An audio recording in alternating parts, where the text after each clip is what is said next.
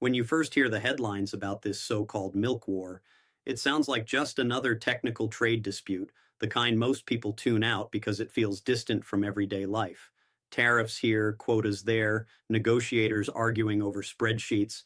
But I want you to pause for a moment because what's really happening here isn't about milk at all. It's about power. It's about who gets protected in the economy, who gets squeezed, and who is expected to quietly absorb the costs when political leaders play hardball. And once you see that, the story looks very different from the one Donald Trump has been trying to sell. Here's what officially happened. The Trump administration renewed its pressure campaign on Canada to dismantle or significantly weaken its dairy supply management system. That system limits production, sets quotas, and stabilizes prices so Canadian dairy farmers aren't constantly whipsawed by global over-up and price crashes. Trump framed this as a fairness issue, arguing that American dairy producers were locked out of the Canadian market.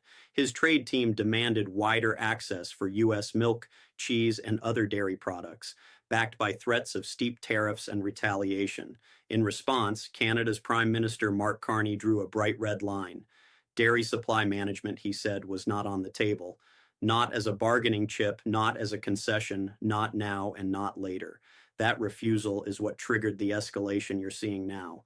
Trump expected Canada to blink. He expected that pressure from tariffs and political noise would force Ottawa to open the gates. Instead, Carney held firm, and the result was something Trump didn't plan for.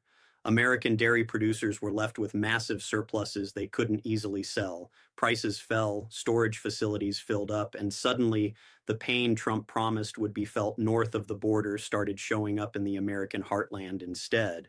To understand why this matters to you, even if you've never milked a cow in your life, you need to understand how dairy actually works. Milk isn't like smartphones or sneakers. You can't just turn production on and off overnight.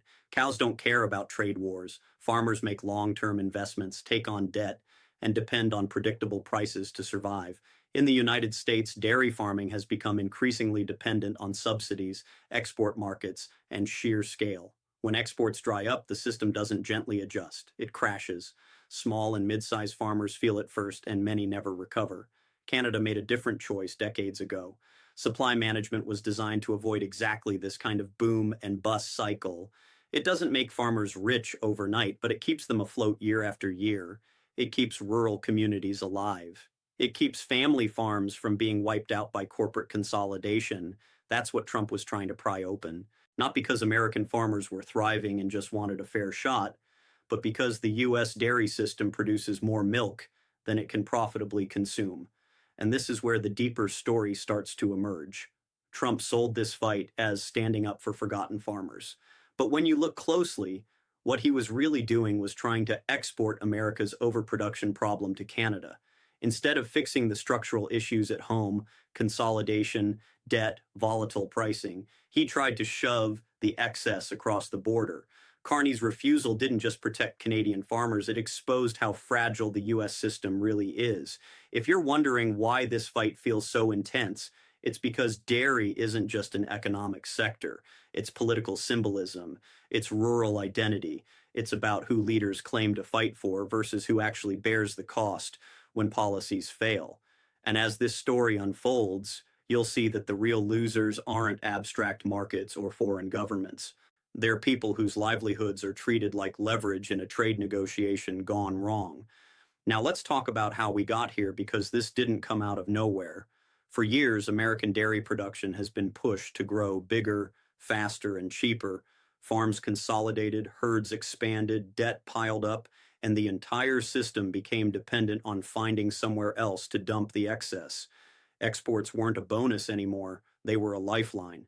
When global demand softened or trade routes tightened, the cracks showed immediately. Prices collapsed. Farmers worked harder for less. Many walked away entirely. You've probably heard these stories before. Families selling land that had been in their name for generations. Rural towns hollowed out, stress levels rising, suicides increasing. That's the backdrop Trump inherited. Instead of asking why the system keeps producing more than it can sustain, Trump looked for an external enemy. Canada became a convenient target. Its supply management system was easy to attack rhetorically because it looks orderly and protected. To Trump, that looked like unfairness.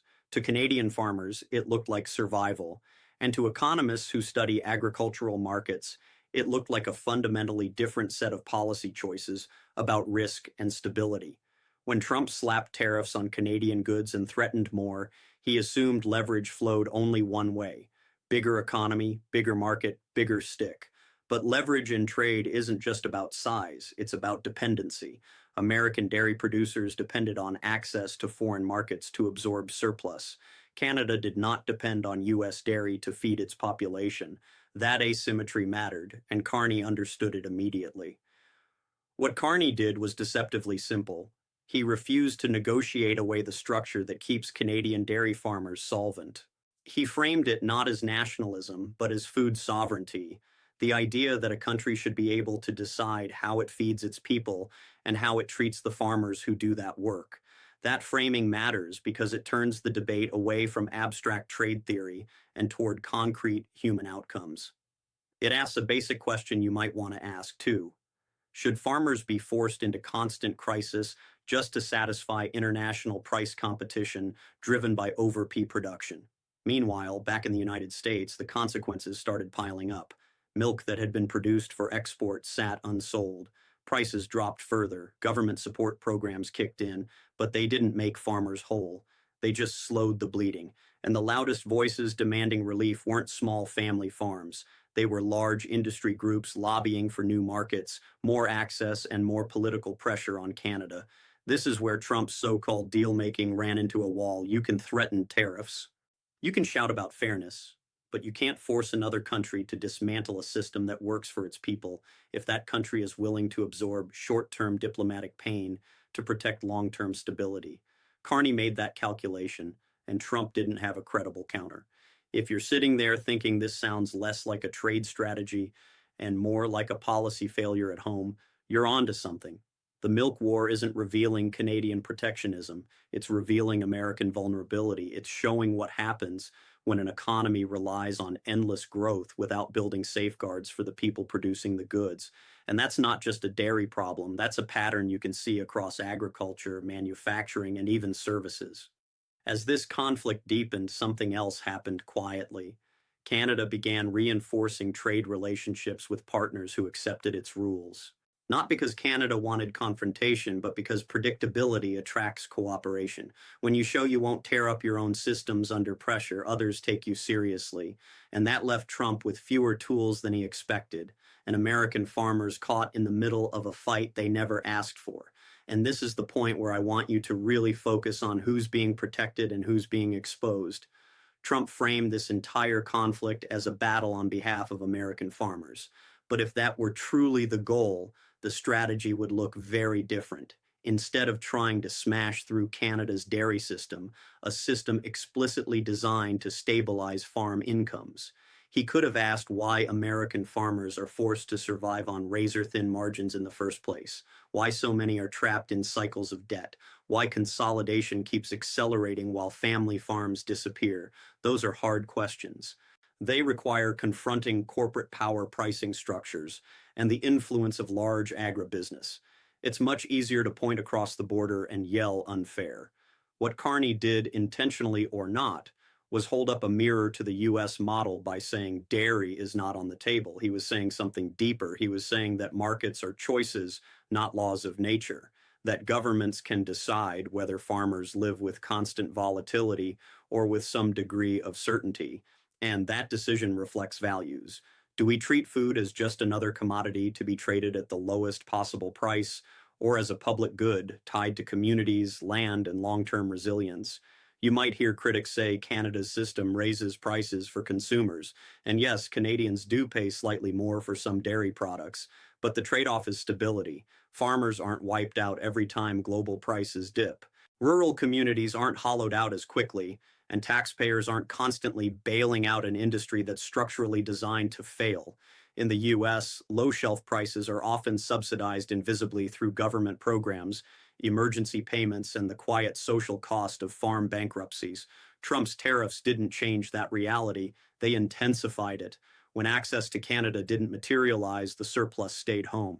Processors cut prices paid to farmers. Smaller operations felt the squeeze first, and the political anger that Trump had hoped to redirect outward started circling back inward. That's when you saw panic from industry groups, urgent calls for negotiations, and sudden concern about the very farmers Trump claimed to champion. What's striking is how predictable this outcome was. Economists have warned for years that relying on exports to solve domestic overpeat production is a fragile strategy. It works until it doesn't. All it takes is one closed door, one retaliatory tariff, one leader who refuses to blink. Carney didn't need to escalate dramatically. He didn't need flashy retaliation. He just needed to say no and mean it. And notice something else. Canada didn't respond by flooding its own farmers with uncertainty. It didn't signal wavering or internal division that unity mattered. When a government clearly commits to protecting a sector, markets adjust around that certainty. When a government sends mixed signals, panic sets in. This case, the panic landed squarely on American producers who suddenly realized their livelihoods were tied to political gambits they couldn't control. If you're a worker in another industry, this should sound familiar. How often have you been told that competitiveness requires sacrifice, flexibility, or lower wages, while stability is dismissed as unrealistic? How often are you asked to absorb risk so corporations can keep options open? Dairy just happens to make the consequences visible very quickly because the product spoils, the costs are immediate, and the margins are unforgiving. This isn't about blaming farmers on either side of the border. American dairy farmers didn't create this system. Canadian farmers didn't rig it. The conflict exposes a deeper divide in how countries choose to manage economic risk. And as long as U.S. policy treats stability as weakness and protection, as something only corporations deserve, these kinds of trade wars will keep backfiring on the very people they claim to help. Now, let's widen the lens a bit because this isn't just a bilateral spat between two governments. It's a case study in how political theater collides with economic reality. Trump approached this like a zero-sum negotiation. Someone has to lose so I can win. Someone has to give so I can claim strength. But food systems don't work that way. You can't bully biology. You can't tariff your way out of structural overpeat production. And you can't pretend that farmers are interchangeable units in a spreadsheet. What happened next was almost inevitable. As American dairy prices slid, stress intensified across rural communities. Banks tightened credit, equipment purchases were delayed or canceled. Younger farmers already questioning whether they could stay in the business started looking for exits. None of this showed up in Trump's victory speeches or social media posts, but it showed up in kitchen table conversations, in loan renegotiations, in families quietly realizing that the math no longer worked. Meanwhile, Canada's response looked boring by design. No chest thumping, no retaliatory spectacle, just a steady reinforcement of existing policy. And that's important because boring policy is often the most effective policy. It doesn't generate headlines, but it generates predictability. Farmers know what to expect. Lenders know what risks look like. Communities can plan. That's not weakness. That's institutional competence. You might be asking yourself why the US doesn't do something similar. The answer has less to do with economics than with politics. Supply management limits output. It disciplines growth, and that runs directly against the interests of large agros firms that profit from scale, volume, and market dominance. Those firms have enormous influence over policy. Small farmers don't. So the system keeps expanding even when it clearly shouldn't, and the fallout gets socialized.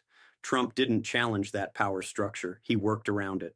By focusing anger on Canada, he avoided confronting the corporations that benefit from the status quo. That's a familiar move. When people are hurting, redirect their frustration outward. Blame foreigners, blame trade partners, blame rules that protect someone else. It's politically effective in the short term, but economically destructive in the long term. And there's another consequence here that doesn't get enough attention. When trade becomes a weapon rather than a tool, trust erodes. Other countries start planning for instability. They diversify partners. They build redundancy. Canada did exactly that, not as punishment, but as insurance. When you show that you won't dismantle your own systems under pressure, You become a more reliable partner to others who value stability over volatility. For you as a viewer, this matters because the same logic applies beyond dairy, housing, healthcare, energy, work. In each case, we face a choice between systems that prioritize short-term price competition and systems that prioritize long-term resilience. One looks cheaper on the surface, the other looks boring, but when shocks hit, and they always do, the difference becomes painfully clear. Trump wanted a dramatic win. What he got was a lesson in limits. Carney didn't defeat him with bravado. He defeated him with policy consistency, and the cost of miscalculation didn't fall on political elites. It fell on farmers who had no seat at the negotiating table, only the bill when the strategy failed. As this milk war drags on, the question isn't whether Canada will cave, it's whether the United States is willing to confront the deeper flaws in its own system. Because until that happens, no amount of tariff threats will turn surplus into security or volatility into dignity for the people who actually produce our food. At this point, it's worth slowing down and acknowledging the human reality on both sides of the border because trade fights have a way of flattening people into abstractions. Canadian dairy farmers aren't faceless beneficiaries of protection. Their families working long hours, carrying debt, dealing with weather, disease, and rising input costs just like farmers everywhere else. What supply management gives them isn't luxury. It gives them a fighting chance to plan a future. It gives them the ability to hand a farm to the next generation instead of selling it off to the highest bidder when prices crash. American dairy farmers, meanwhile, are not villains in this story either. Many of them are trapped in a system that rewards size and punishes restraint. They're told to produce more to stay competitive, then blamed when prices collapse. They're told exports will save them, then left exposed when politics shuts markets down. When Trump's strategy failed, it wasn't corporate executives who lost sleep, wondering how to make payroll. It was farmers watching milk checks shrink and wondering how long they could hang on. This is where the rhetoric of winning and losing becomes especially hollow. No one wins when farmers are turned into leverage. No one wins when food systems are destabilized for political theater. And no one wins when governments treat essential goods as bargaining chips rather than necessities tied to real lives. Carney's stance resonated precisely because it cut through that noise. By framing dairy as a matter of sovereignty and stability, he reminded people that not every part of the economy has to be governed by the same rules as speculative finance. Some sectors exist to serve society first and market second. Food is one of them. And once you accept that premise, Trump's demands start to look less like fairness and more like coercion. There's also a democratic dimension here that's easy to miss. Supply management exists because Canadian voters and governments repeatedly chose it. They debated it, they defended it, they renewed it. Trump wasn't just asking for market access. He was asking Canada to override its own democratic decisions under external pressure. Saying no wasn't just an economic choice, it was a political one. You might notice how rarely that aspect is discussed in American coverage. Trade is often framed as a technical domain best left to experts and strong leaders, but the rules governing who produces food, how risk is shared, and whose livelihoods are protected are deeply democratic questions. When those decisions are outsourced to trade threats and tariff battles, ordinary people lose voice and agency. And here's the uncomfortable truth. If the United States had a more stable farmer-centered dairy system, this conflict would have far less emotional charge. There wouldn't be desperation to find foreign outlets for surplus. There wouldn't be such intense pressure to break other count systems. The anger wouldn't need a target. The fact that it does tells you something is broken at home. So when Trump talks about the art of the deal, what you're really seeing is the art of avoidance. Avoid confronting consolidation. Avoid confronting corporate buyers who set prices. Avoid confronting a system that privatizes profits and socializes losses. Canada didn't cause those problems. It just refused to absorb them. As this story continues, remember that the loudest voices aren't always the most honest. The real signal is where the pain lands. In this case, it landed on American farmers who were promised strength and got instability instead, while Canadian farmers got something far less dramatic, but far more valuable: predictability, dignity, and the sense that their government had their backs when it mattered most. So, where does that leave us? And what should you take away from all of this once the headlines fade? The milk war isn't really about milk, and it isn't even just about trade. It's about whether we're willing to learn from failure or whether we keep repeating the same mistakes under different slogans. Trump's approach failed not because he wasn't tough enough, but because toughness without understanding is just noise. You can't strong-arm your way around structural problems, you have to fix them. What this episode exposes is a deeper imbalance in how we think about markets and responsibility. In the United States, we often accept instability as the price of efficiency, even when that instability destroys lives and communities. We call it competition. We call it flexibility.